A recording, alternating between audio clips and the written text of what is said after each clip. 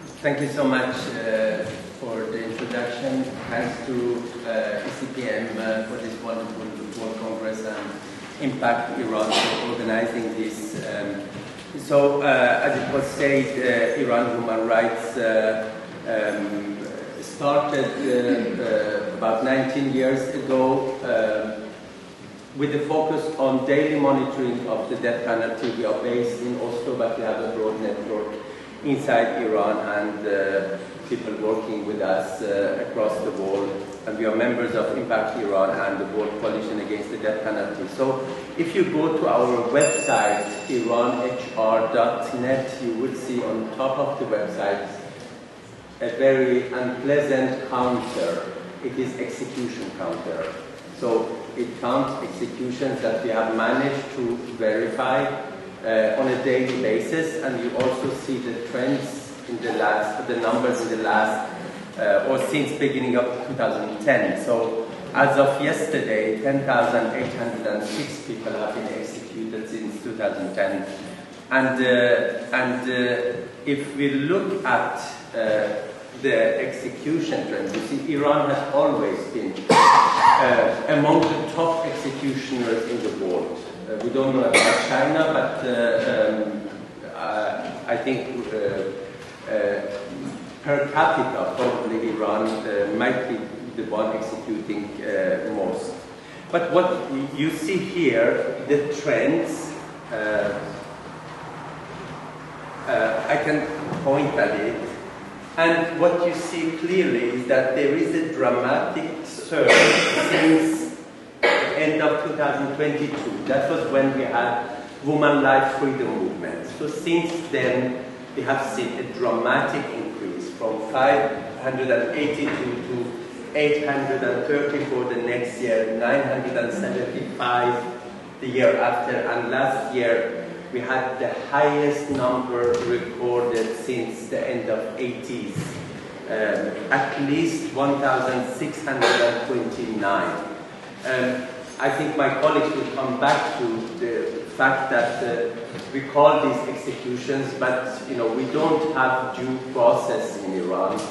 Access to lawyer is not given, and some of those executed, about half of them, those executed for drug offenses or security-related charges, they are tried by revolutionary courts behind closed doors, but my colleagues will talk more about it. But another issue is lack of transparency.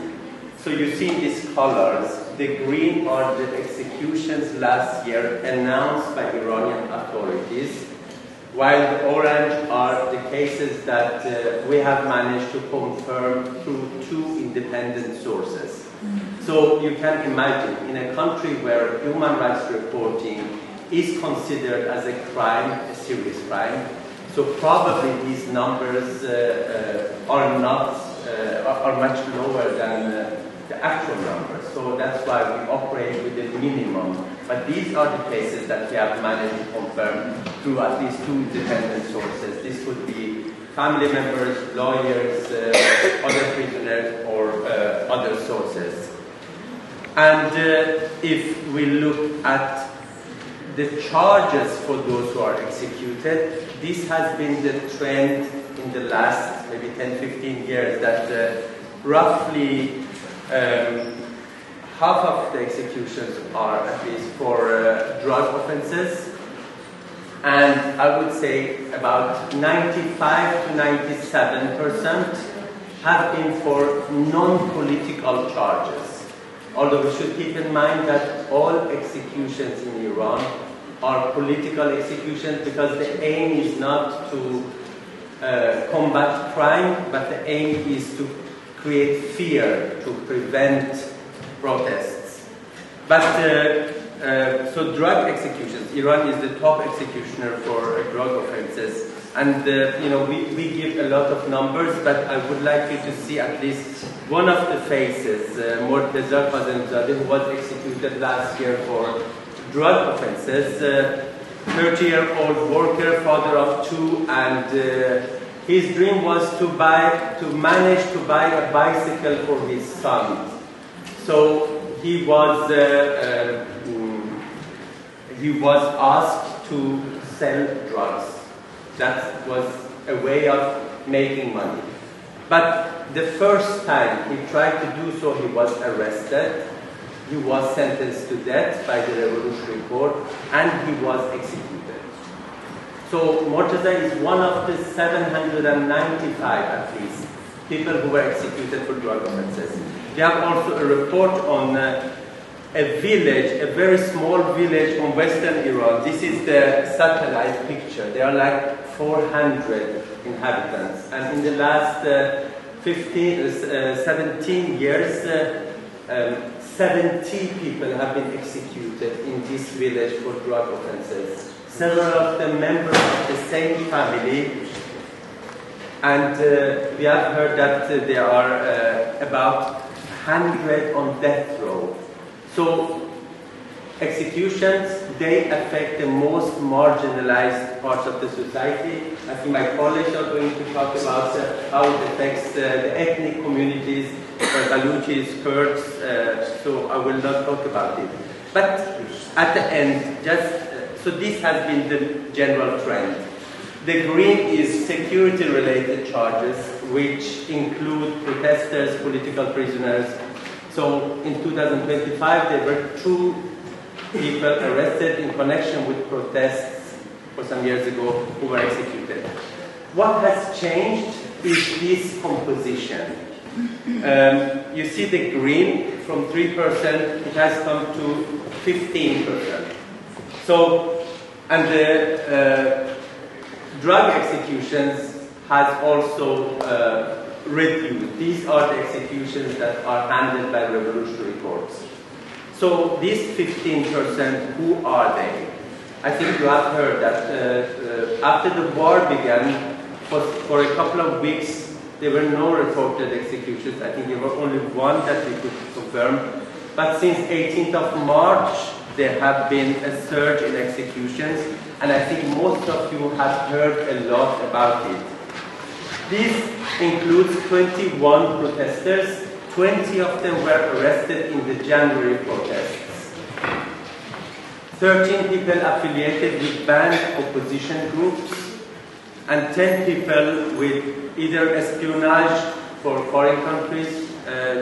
We write foreign countries because there were 2 who were executed for espionage for Arabic countries. The rest were for Israel, and then all collaboration with the Israeli government. So execution of 44, what we can say, political prisoners in a period of 2 months is unprecedented, at least as long as Iran Human Rights has been monitoring it. And I think we will discuss why this trend. But under normal circumstances, execution of a protester would lead to strong condemnation by international community. All European countries normally used to condemn execution of protesters.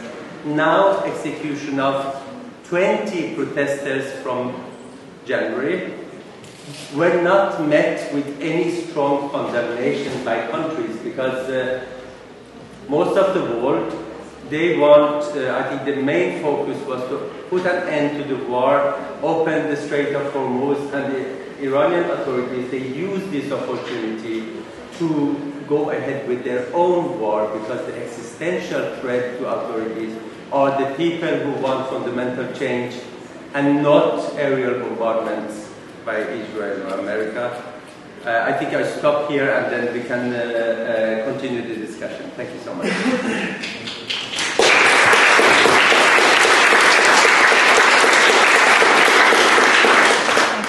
Yes, I will be very short. So some months ago we had a picture of a death row protester on top of our website, and it was a Kurdish man who was, during the Women Life Freedom movement, was arrested. He said that he was helping the wounded. He was sentenced to death. His sentence was luckily overturned, but when they wanted to sentence him again, he managed to come out of the country, and he's standing there, Teifur Salimi.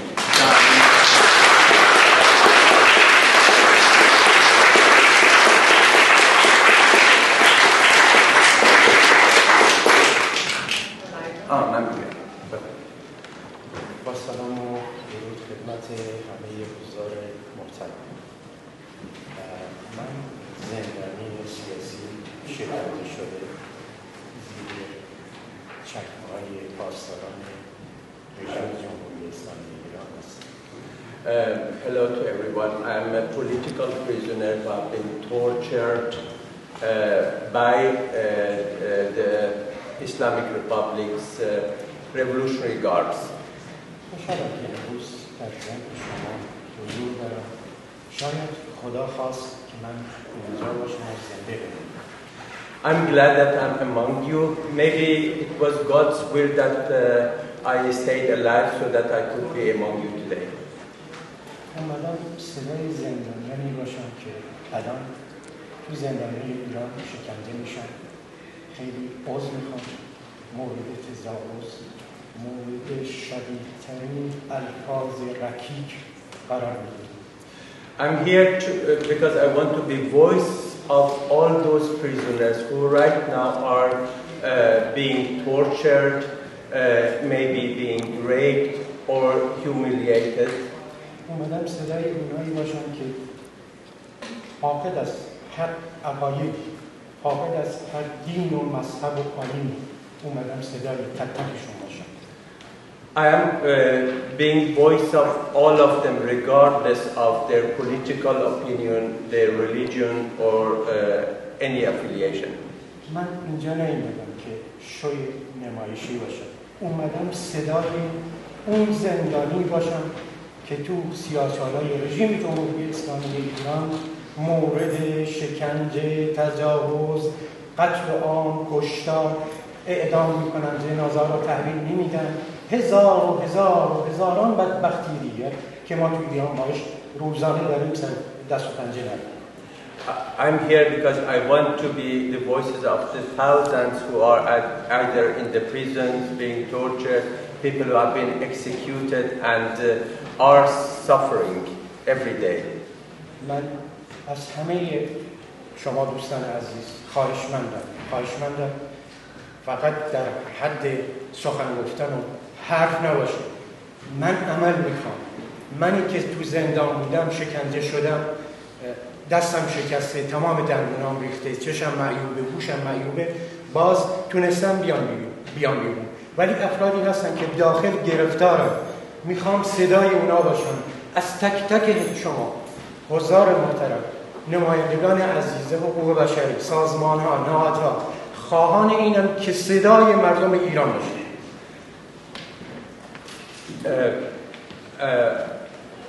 I am here to ask you, my friends, that we don't stop only with words. We want action. I have been tortured. My arms have been broken. I have damage to my teeth, my ear, my side, and there are thousands of others who are in the similar situation. Please, representatives of the governments, human rights NGOs, human rights defenders, please be their voices and please do something to help them.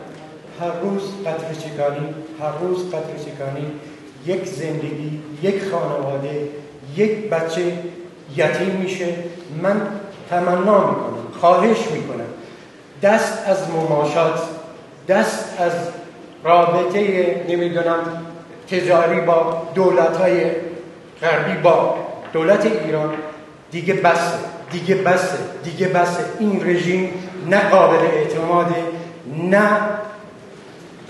نه چیزی هم از انسانیت حال میشه. یه رژیم فاسد و نامشروع. Every day somebody is being executed, children are losing their parents. I request you, I beg you, please stop appeasing the Islamic Republic. This is an incompetent and corrupt regime who doesn't respect any human rights. Please help us. شما همه خانواده های ما، شماها همه عزیزان منید. فقط ما را درک کنید که هر روز بچه‌هایی تو ایران یتیم میشن. You are all our families, you are all our friends. Please just remember that every single day there are children whose parents are being killed. Thank you so much. Thank you so much.